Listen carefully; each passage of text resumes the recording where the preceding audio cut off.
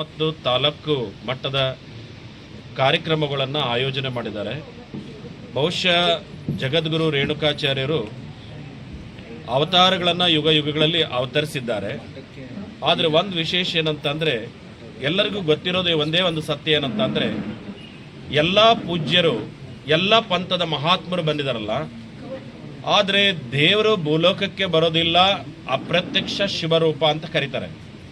ಪ್ರತ್ಯಕ್ಷವಾಗಿ ಏನಾರು ನೋಡಬೇಕಂದ್ರೆ ಅದು ಗುರುವಿನ ರೂಪದಲ್ಲಿ ಕಾಣಬೇಕು ಅಂತ. ಈ ಮನುಕುಲ ಉದ್ಧಾರಕ್ಕಾಗಿ ಜಗದ್ಗುರು ರೇಣುಕಾಚಾರ್ಯರು ಬಹುಶಃ ಅವತರಿಸಿ ಬಂದಿದ್ದಾರೆ. ಆದರೆ ಯುಗ ಯುಗಗಳಲ್ಲೂ ಸಹ ಗುರುಗಳು ಬಂದು ಸಮಾಜದ ಏಳಿಗೆಗಾಗಿ, ಸರ್ವ ಸಮಾಜದ ಏಳಿಗೆಗಾಗಿ, ನಾಡು ಮತ್ತು ರಾಷ್ಟ್ರದ ಕಲ್ಯಾಣಕ್ಕಾಗಿ ಬಂದು ಹೋಗಿರುವಂಥದ್ದು. ಅಂಥ ಮಹಾತ್ಮರ ಜಯಂತಿಯನ್ನು ಇವತ್ತು ಮಂಡ್ಯ ಜಿಲ್ಲಾಡಳಿತ ಮತ್ತು ಜಗದ್ಗುರು ರೇಣುಕಾಚಾರ್ಯ ಯುಗಮಾನೋತ್ಸವ ಸಮಿತಿ ಇವತ್ತು ಈ ಕಾರ್ಯಕ್ರಮವನ್ನು ಯಶಸ್ವಿಗೊಳಿಸಿದ್ದಾರೆ. ಇದೇ ರೀತಿ ಹೆಚ್ಚೆಚ್ಚು ಸಮಾಜಕ್ಕೆ ಏನಂತ ಅಂದರೆ ಅರಿವು ಕೊಡೋದು. ಗುರು ಅಂತ ಅಂದರೆ ಅರಿವು, ಗುರು ಅಂತ ಅಂದರೆ ಜ್ಞಾನ, ಗುರು ಅಂತ ಅಂದರೆ ಮಾರ್ಗದರ್ಶನ, ಗುರು ಅಂದರೆ ಮುಕ್ತಿ, ಗುರು ಅಂತ ಅಂದರೆ ಎಲ್ಲರನ್ನು ಮೇಲೇಳಿಸುವಂಥ, ಎಲ್ಲರನ್ನ ಬದುಕಿಸುವಂಥ, ಎಲ್ಲರನ್ನು ಜೊತೆಯಲ್ಲಿ ತಗೊಂಡೋಗೋದೇ ಗುರುವಿನ ಕೆಲಸ. ಹಾಗೆ ಜಗದ್ಗುರು ರೇಣುಕಾಚಾರ್ಯರು ಇವತ್ತು ಯುಗ ಯುಗಗಳಲ್ಲೂ ಮಾಡ್ಕೊಂಡು ಬಂದಿದ್ದಾರೆ. ಆದರೆ ಈ ಒಂದು ಯುಗದಲ್ಲೂ ಸಹ ಅವ್ರನ್ನ ಆಚರಣೆ ಮಾಡುವಂಥದ್ದು ನಮ್ಮೆಲ್ಲರ ಆದ್ಯ ಕರ್ತವ್ಯ ಅಂತ ನಾನು ಭಾವಿಸ್ಕೊಳ್ತೀನಿ. ನಾನು ಸರ್ಕಾರಕ್ಕೂ ಅಭಿನಂದನೆಗಳನ್ನು ಈ ಸಂದರ್ಭದಲ್ಲಿ ತಿಳಿಸ್ಲಿಕ್ಕೆ ಬಯಸ್ತೀನಿ. ಒಂದೇನಪ್ಪ ಅಂತಂದರೆ, ಮೊದಲು ತಂದೆ ತಾಯಿಗಳಿಗೆ ನಾನು ಯುವಕರು ಸರಿ ಇಲ್ಲ ಅಂತ ಇವತ್ತು ಹೇಳಲ್ಲ. ನಮ್ಮ ತಂದೆ ತಾಯಿಗಳು ಯಾರು ಇರ್ತಾರೋ, ಇಂದಿನ ಭಾಳಷ್ಟು ಜನ ಇಲ್ಲಿ ಹಿರಿಕರಿದ್ದಾರೆ, ಅವರ ಅಪ್ಪ ಅಮ್ಮ ಮಠಗಳಿಗೆ ಕರ್ಕೊಂಡು ಹೋಗ್ತಿದ್ರು, ಇಂಥ ಸಮಾರಂಭಕ್ಕೆ ಕರ್ಕೊಂಡು ಹೋಗ್ತಾ ಇದ್ರು. ಇವತ್ತಿನ ತಂದೆ ತಾಯಿಗಳು ಏನಾಗಿದೆ ಅಂತ ಅಂದರೆ, ಈ ಥರ ಸಮಾರಂಭ, ಗುರು, ಮಠ, ಪರಂಪರೆ, ನಮ್ಮ ಇತಿಹಾಸ, ನಮಗೆ ಬೇಕಾಗಿರುವಂಥ ಧರ್ಮದ ಸಂದೇಶಗಳನ್ನೆಲ್ಲ ತಿಳಿಸ್ಲಿಕ್ಕೆ ಕಾರ್ಯಕ್ರಮಗಳಿಗೆ ಕರ್ಕೊಂಡು ಹೋಗೋದೇ ಇಲ್ಲ. ಅವರು ಬೆಳೀತಾ ದೊಡ್ಡವರಾದ ಮೇಲೆ ನೀನು ಅಲ್ಲಿಗೋಗಿ ಬಾ, ಇಲ್ಲಿಗೆ ಹೋಗ್ಬೇಕಾ ಅಂತ ಅಂದ್ರೆ ಕೇಳಕ್ಕೆ ಸಾಧ್ಯ ಇಲ್ಲ.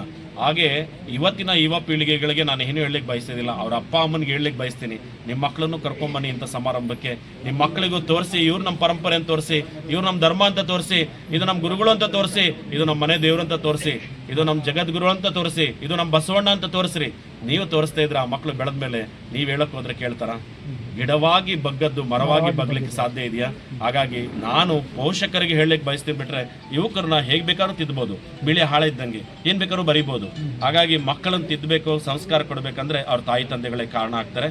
ಅವ್ರೇನಾದ್ರು ಕೆಟ್ಟರೆ ಅವರೇ ಕಾರಣ ಆಗ್ತಾರೆ ಅಂತ ಹೇಳಲಿಕ್ಕೆ ಬಯಸ್ತೀನಿ. ಆಚಾರ್ಯ ಜಯಂತಿಯ ಪ್ರಯುಕ್ತ ಇಂದು ನಡೆದ ಈ ಜಯಂತಿಯಲ್ಲಿ ಈಗ ನೀವು ಕೇಳ್ತಾ ಇದ್ರಿ ಯುವಕರ ಬಗ್ಗೆ. ನಿಜ ಹೇಳಬೇಕು ಅಂದರೆ, ದಾರ್ಶನಿಕರ ಅರಿವು ನಮಗೆ ಬರಬೇಕು ಅಂದರೆ, ಇವತ್ತು ಗೋಣಿ ಚೀಲ ಏನಾದರೂ ತುಂಬಬೇಕು ಅಂದರೆ ಧಾನ್ಯ ಭಾಳ ಮುಖ್ಯ. ಅದೇ ರೀತಿ ನಮ್ಮ ಜ್ಞಾನ ತುಂಬಬೇಕು ಅಂದರೆ ನಮ್ಮ ರೇಣುಕಾ ಪಂಚಾಪೀಠಗಳ ಪಂಚಾಚಾರ್ಯರ ಒಂದು ಜ್ಞಾನ ನಮ್ಮಲ್ಲಿ ಬಂದರೆ ನಮ್ಮ ಎಲ್ಲ ಪರಿವರ್ತನೆ ಆಗ್ತದೆ. ಏನು ನಮ್ಮ ಶರಣರು ಇರ್ಬೋದು, ರೇಣುಕಾಚಾರ್ಯ ಇರ್ಬೋದು, ಅವರು ಸಮಾಜವನ್ನು ತಿದ್ದುವಂಥ ಒಂದು ಕೆಲಸವನ್ನು ಮಾಡೋಕ್ಕೋಸ್ಕರ ಉದ್ಭವಿಸಿ ಬಂದಿರ್ತಕ್ಕಂಥವ್ರು. ಹಾಗಾಗಿ ಅವರು ಹಿಂದೆ ಹೇಳ್ಕೊಟ್ಟಿದ್ದಾರೆ, ಒಲೆ ಎತ್ತಿ ಉರಿದರೆ ನಿಲ್ಲಬಹುದಲ್ಲದೆ ದರೆ ಎತ್ತಿ ಉರಿದರೆ ನಿಲ್ಲಬಹುದೇ, ಏರಿ ನೀರುಂಡೆಡೆ ಬೇಲಿ ಒಲ ಮೇದೆಡೆ, ತಾಯಿ ತನ್ನ ಮನೆಯಲ್ಲಿ ಕೊಳ್ಳುವಡೆ, ತಾಯಿ ಹಾಲು ನಂಜಾಗಿ ಕೊಲ್ಲುವಡೆ, ಇನ್ಯಾರಿಗೆ ದೂರಲ್ಲಿ ಕೂಡಲ ಸಂಗಮ ದೇವ ಅಂತ. ಇವತ್ತಿನ ಪರಿಸ್ಥಿತಿ ಆ ರೀತಿ ಹೋಗ್ತಾ ಇದೆ. ಅದನ್ನು ತಿದ್ದಬೇಕು, ಅವರೆಲ್ಲ ಸರಿದಾರಿಗೆ ಬರಬೇಕು ಅಂತ ಇಂಥ ಜಯಂತಿ ಕಾರ್ಯಕ್ರಮ ನಡೀತಾ ಇದೆ. ಇದು ತುಂಬಕ್ಕೂ ನಿಜವಾಗೂ ಜನಕ್ಕೆ ಬೇಕಾಗಿರೋಂಥ ಕಾರ್ಯಕ್ರಮ ಅಂತ ನಾನು ಹೇಳೋದಕ್ಕೆ. ಎಸ್ ನಾಗರಾಜು, ಜಗದ್ಗುರು ಬಸವೇಶ್ವರ ಇವತ್ತಿನ ಸವಾಲು ಬ್ಯಾಂಕ್ನ ಅಧ್ಯಕ್ಷ.